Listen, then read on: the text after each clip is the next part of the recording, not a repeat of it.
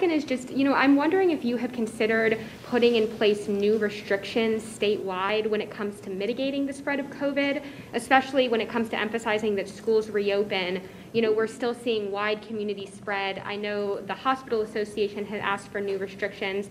So I'm wondering, if we can expect those, and if not, why? Well, a short answer to your question, all options are on the table. And I have been in close communication with a lot of people across Virginia, as has our staff, but particularly the Hospital Association. I have another meeting this afternoon scheduled with them.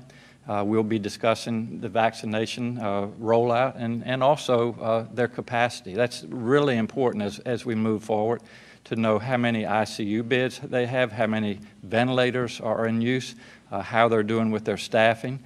So that's almost a daily communication we have. And for the most part, we're stable right now. If you look at our numbers today, we had just over 5,000 new cases, 33,000 additional tests, 74 additional deaths.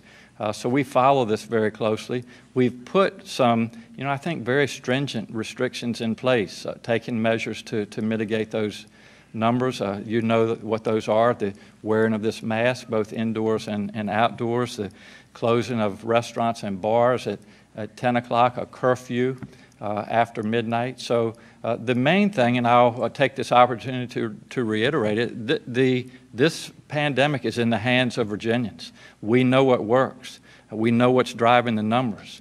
We know that when people gather, for example, in their places of residence, and people are coming from different homes and different scenarios, that's what's driving the number.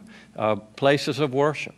We're encouraging all of these individuals to follow those guidelines. We know that those work, and so that's a long-winded answer to your question, but the bottom line is all options are on the table. I look at that every day, and if and when we need to take other measures, we will.